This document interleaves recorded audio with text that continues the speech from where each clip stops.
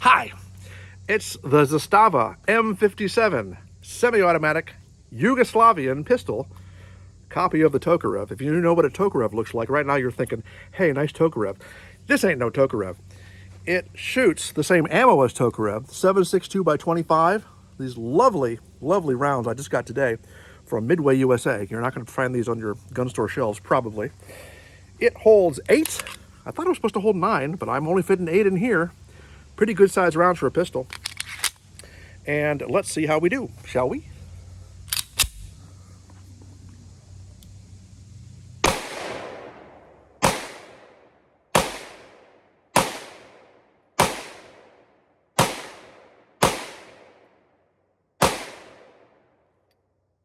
That's 8, all right.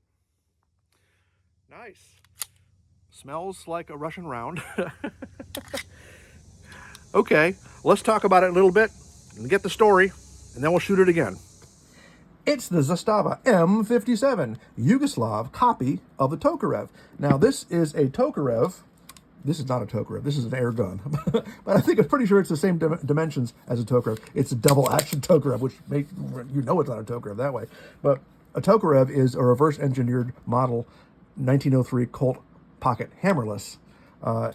They made this in 1930, not the air gun version, from copying one of these.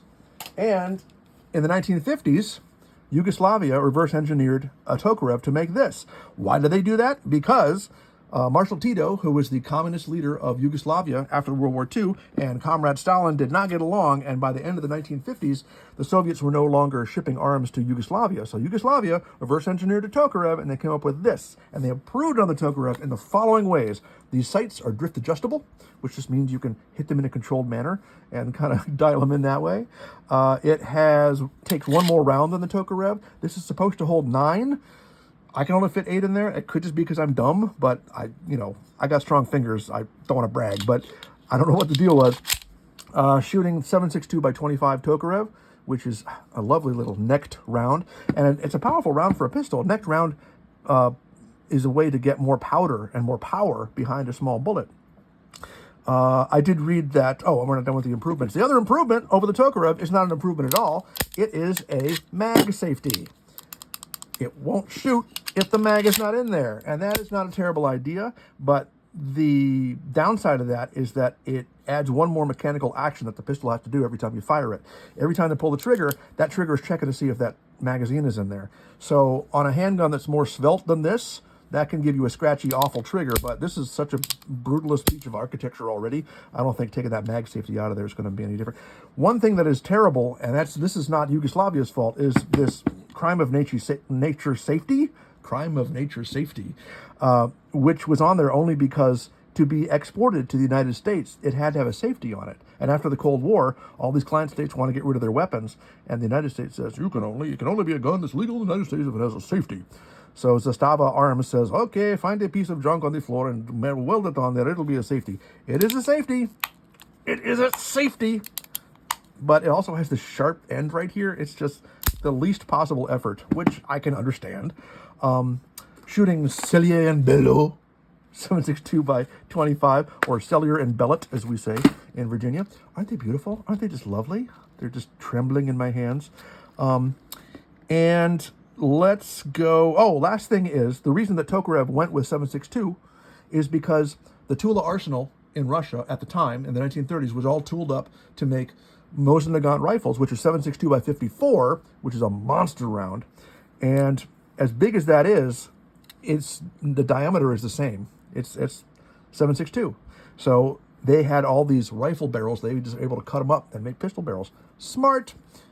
Okay, let's go shoot some more of these cute little guys and see how we do. I'm sorry, parenthetically, one last thing. FRSJ stands for Socialist Federal Republic of Yugoslavia. That tells us that this was made after 1964, because before that, it would have been FPRJ, Federal People's Republic of Yugoslavia. I knew you were wondering about that. You're welcome. Okay, now let's shoot. We have returned just like you knew we would. I'm going to cheat this time. I want 9 rounds. You deserve 9 rounds. Let's see if we can make this horrible safety work. Let's put the safety on. I feel so safe right now. And let's put this over here. And let's load one more round. So we get a nice even 9 rounds. Take off our beautiful safety. Ugh, gosh, so elegant. Let's do it one-handed, just because that's probably how they would have shot.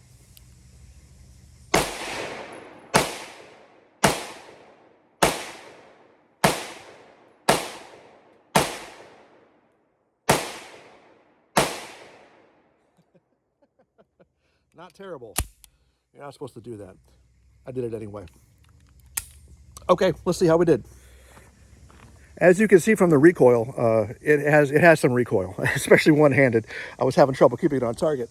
And the sights were a little hard to acquire every time. Oh, baby, there we go. Not terrible. I mean, they were shooting low, and I was aiming high that second time, and I hit high. So that, you know, that certainly acceptable accuracy for something like that. I left it over here. I'd like to hold it up at the end of our talk so we can look at it one more time. Yes, this is a Zastava M57. Ain't nothing wrong with this gun, other than, I don't know, the sights maybe? I don't know. Nice gun though, I like it.